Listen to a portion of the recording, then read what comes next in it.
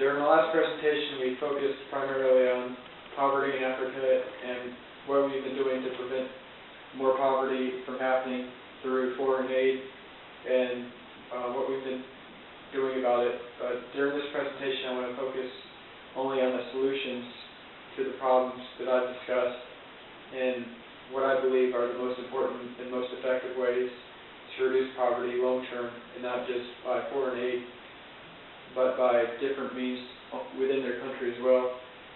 During this presentation, I believe the most important factor in reducing poverty is by establishing trade routes within Africa. And I believe that the way they're doing it right now with the transportation methods between South Africa and Sub-Saharan Africa is their transportation is not financially good enough, because they have to spend twice as much money as they normally would on regular transportation from trains and railroad tracks and things like that. That would be more beneficial to South Africa and Sub-Saharan Africa, because Sub-Saharan Africa makes all of its money from natural resources, especially from gold and oil, which a lot of countries already have enough of.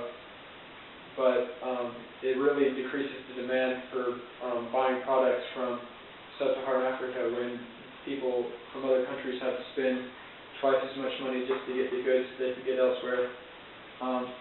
I believe that also other countries lack wanting to get resources from Sub-Saharan Africa because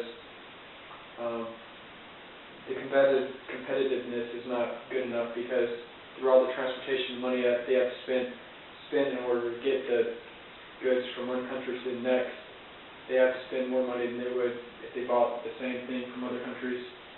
Also, I believe that it would be beneficial for Sub-Saharan Africa, which is the most poorest country in the world, to be able to get free trade from other countries, and because this would benefit them a lot more. And also, I think that all the foreign aid that they've been paying back for the last several years should be wiped. I believe that they should have to pay back all the money that's been sent to them in foreign aid for the last 50 or so years.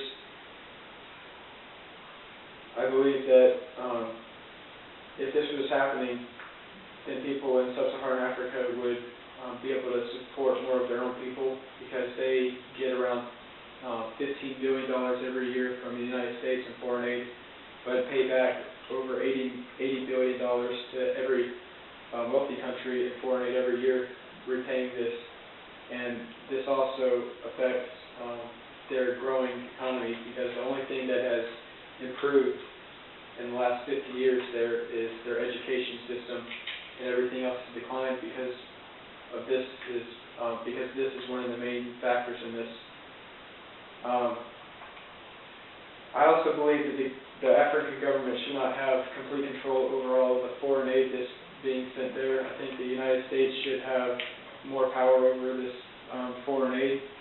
I believe that they should be able to control where this is being spent on. I believe that since there are thousands of people in Sub-Saharan Africa dying every day from HIV, AIDS, malaria, and starvation and malnourishment, I believe that all of these things can be controlled with a very little amount of money.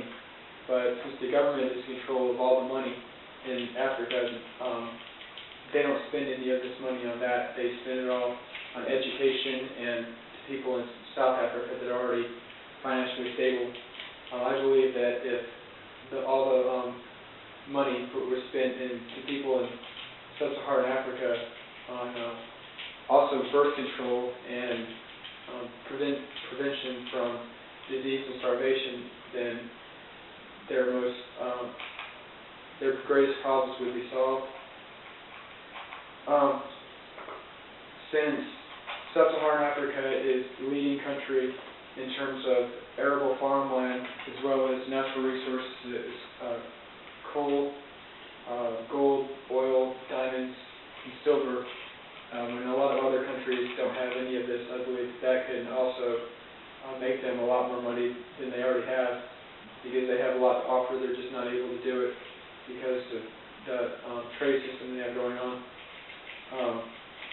I believe that Sub-Saharan Africa has a lot of potential to be a prosperous country, but until their money is better managed and they're able to spend this money on what they need to thrive as a country, I believe that if this continue with a corrupt government, then they will never be able to succeed. But I believe there is hope as long as there's a lot of change. And that concludes my speech. Yeah, that's 5 minutes.